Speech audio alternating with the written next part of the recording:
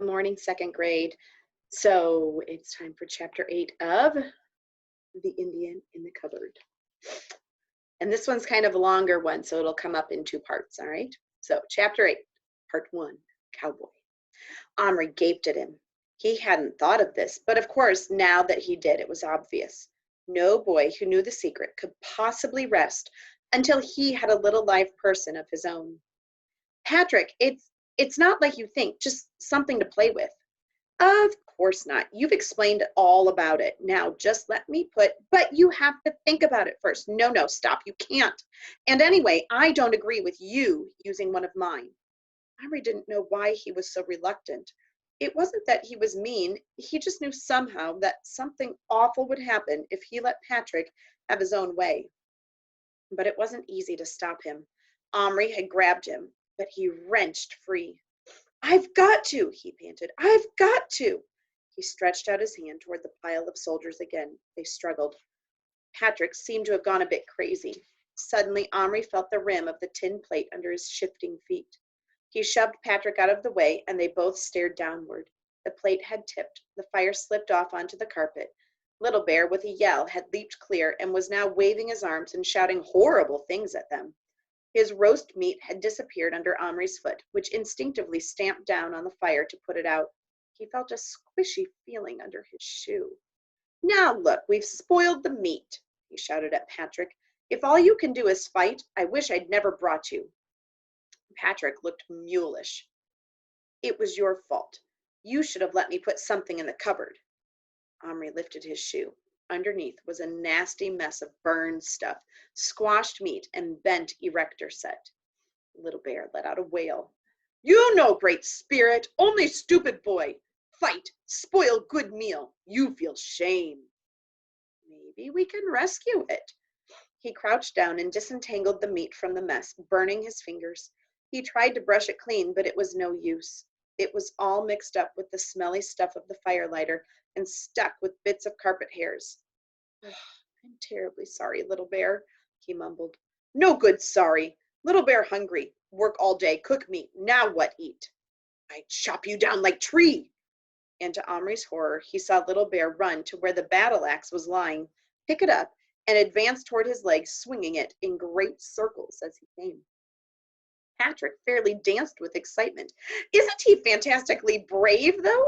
Much more than David with Goliath. Omri felt the whole thing was going too far. He removed his leg from harm's way. Little Bear, calm down, he said. I've said I'm sorry. Little Bear looked at him, blazing-eyed. Then he rushed over to the chair Omri used at his table and began chopping wedges out of the leg of it. Stop, or I'll put you back in the cupboard. Little Bear stopped abruptly and dropped the axe. He stood with his back to them, his shoulders heaving. I'll get you something to eat right now, something delicious. Go and paint. It'll make you feel better. I won't be long. To Patrick, he said, hang on. I can smell supper cooking. I'll go and get a bit of whatever we're having. And he rushed downstairs without stopping to think. His mother was dishing up a nice hot stew. Can I have a tiny bit of that, Mum? Just a little bit in a spoon. It's for a game we're playing. His mother obligingly gave him a big spoonful. Don't let it drip, she said. Does Patrick want to stay for supper? I don't know. I'll ask, said Omri. Were you two fighting up there? I heard thumps. No, not really. It was just that he wanted to do something and Omri stopped dead, as if frozen to the ground. He might have been frozen. His face went so cold. Patrick was up there with the cupboard and 2 biscuit tins full of little plastic figures. Alone. Omri ran. He usually won the egg and spoon race at the school sports, which was just as well. It's hard enough to carry an egg and a spoon running along a flat field. It's a great deal harder to carry a tablespoonful of boiling hot stew steady while you rush up a flight of stairs. If most of it was still there when he got to the top, it was more by good luck than skill, because he was hardly noticing the spoon at all. All he could think of was what might be, no, must be happening in his room, and how much more of it would happen if he didn't hurry. He burst in through the door and saw exactly what he'd dreaded. Patrick bent over the cupboard, just turning the key to open it. What? Omri gasped out between panting breaths, but he had no need to go on. Patrick, without turning around, opened the cupboard and reached in. Then he did turn. He was gazing into his cupped hands with eyes like huge marbles. He slowly extended his hands toward Omri and whispered. Omri, stepping forward, had just time to feel intensely glad that at least Patrick had not put a whole handful of figures in, but had only changed one. But which? He leaned over, then drew back with a gasp. It was the cowboy and his horse. The horse was in an absolute panic. It was scrambling about wildly in the cup of Patrick's hands, snorting and pawing up one minute and down on its side the next, stirrups and reins flying. It was a beautiful horse, snow white with a long mane and tail, and the sight of it acting so frightened gave Omri heart pains. As for the cowboy, he was too busy dodging the horse's flying feet and jumping out of the way when it fell to notice much about its surroundings. He probably thought he was caught in an earthquake.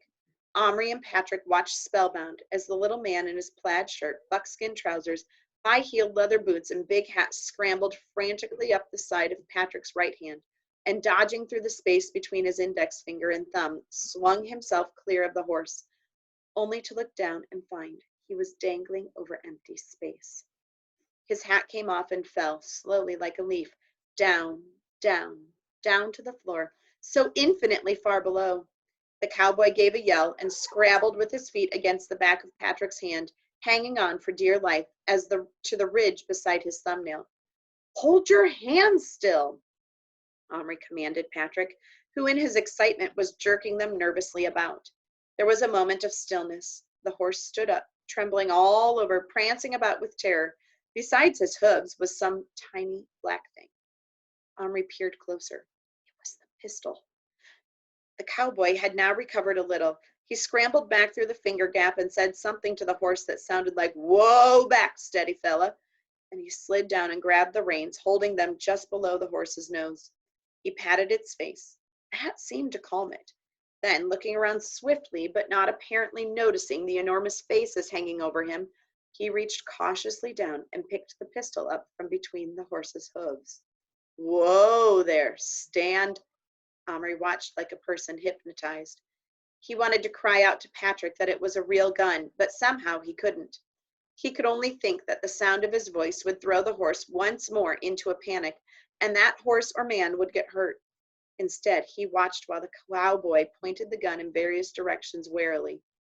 Then he lowered it. Still holding the reins, he moved until he could press his hand against Patrick's skin. Then he let his eyes move upward toward the curved fingers just level with the top of his head. What the doggone heck? He said. It sure looks like a big... what am I talking about? It can't be. Heck, it just ain't possible. The more he looked, the more certain he must have become that he was indeed in a pair of cupped hands. And finally, after scratching his gingery head for a moment, he ventured to look right up past the fingers. And then, of course, he saw Patrick's face looking at him. There was a petrified moment when he couldn't move. Then he raised his pistol in a flash